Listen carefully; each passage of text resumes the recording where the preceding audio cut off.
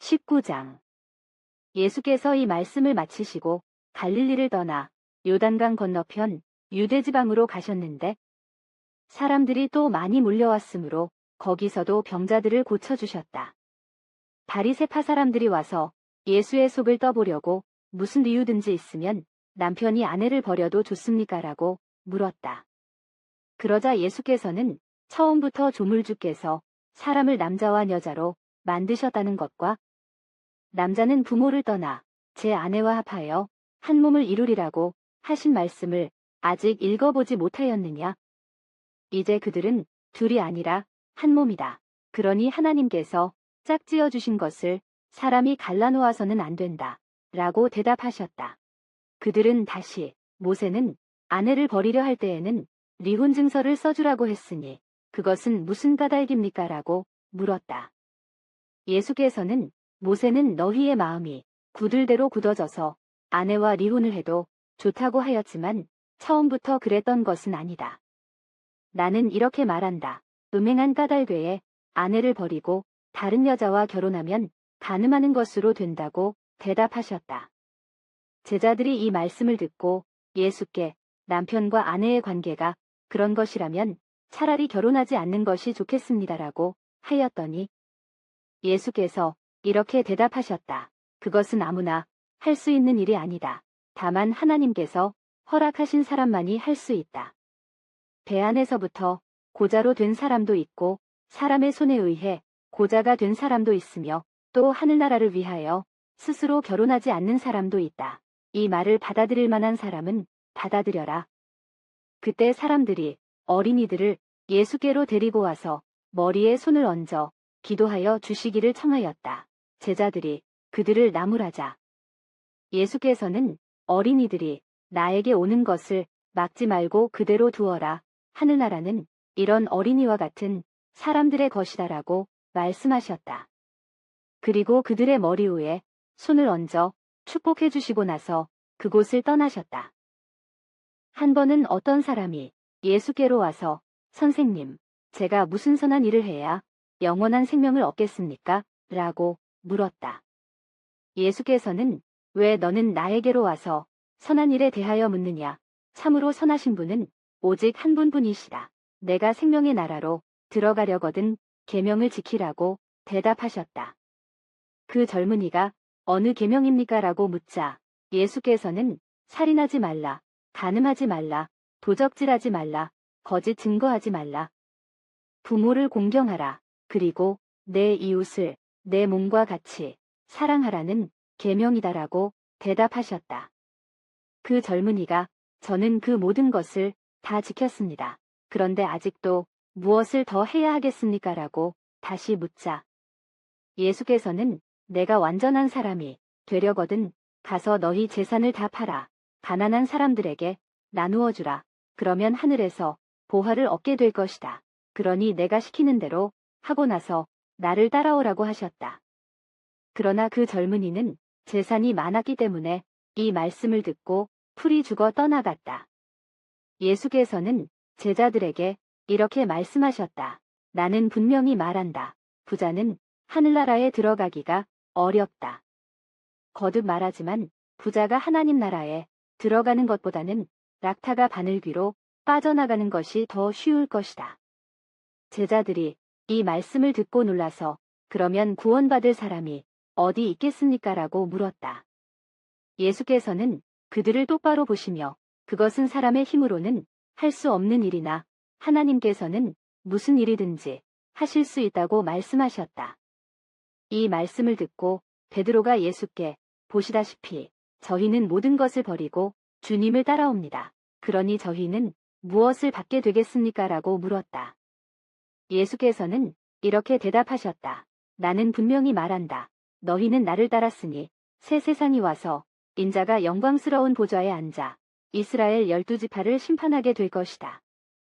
나를 따르려고 제 집이나 형제나 자매나 부모나 자식이나 토지를 버린 사람들은 100배의 상을 받을 것이며 또 영원한 생명을 얻을 것이다.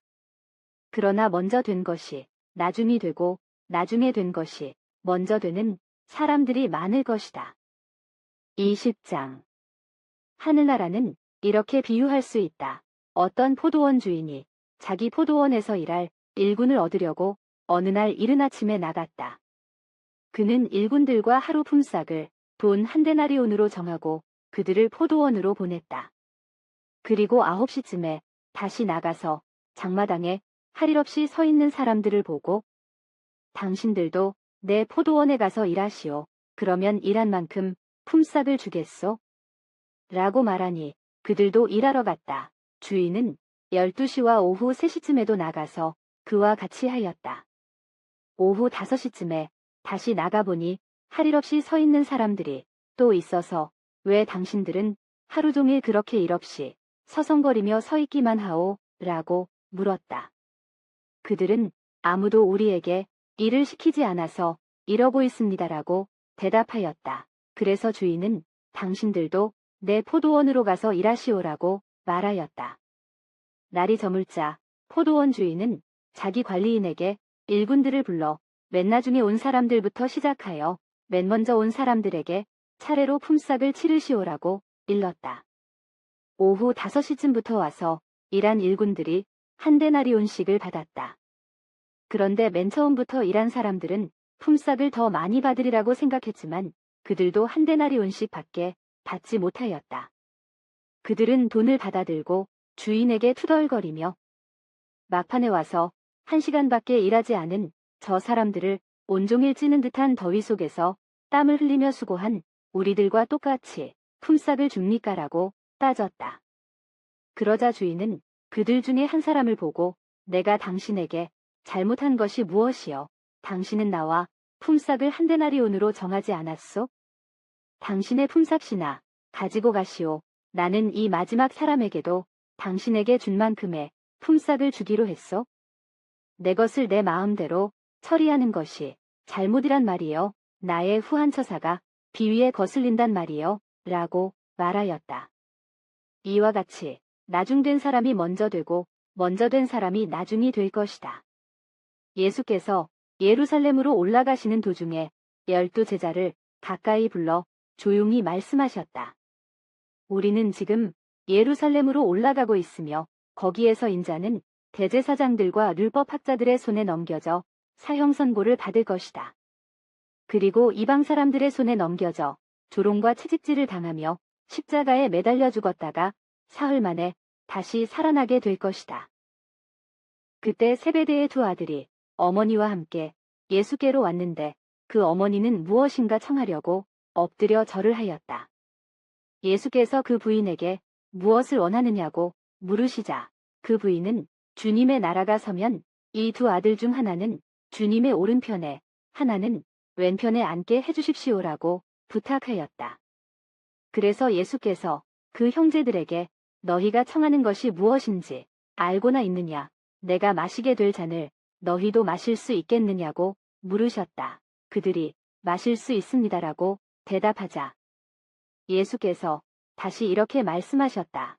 너희도 내 잔을 마시게 될 것이다. 그러나 내 오른편과 왼편 자리에 앉는 특권은 내가 주는 것이 아니다. 그 자리에 앉을 사람들은 내 아버지께서 미리 정해놓으셨다. 이 말을 듣고 있던 10명의 제자가 그 형제에게 화를 냈다. 예수께서는 그들을 불러놓고 너희도 알다시피 세상에서는 통치자들이 백성을 강제로 지배하고 고관들이 백성을 권력으로 내리누른다. 그러나 너희는 그래서는 안 된다. 너희 사이에서 높은 사람이 되고자 하는 사람은 남을 섬기는 사람이 되어야 하고 으뜸이 되고자 하는 사람은 종이 되어야 한다.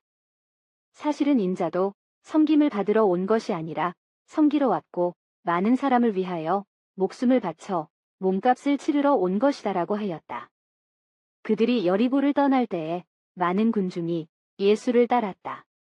그런데 소경 두 사람이 길가에 앉아 있다가 예수께서 지나가신다는 말을 듣고 큰 소리로 다윗의 자손이신 주님, 우리에게 자비를 베풀어 주십시오라고 하며 외쳤다. 사람들이 떠들지 말라고 꾸짖었으나 그들은 더욱 큰 소리로 다윗의 자손이신 주님, 우리에게 자비를 베풀어 주십시오라고 외쳤다. 예수께서 걸음을 멈추시고 그들을 부르신 다음 나에게서 바라는 것이 무엇이냐고 물으셨다.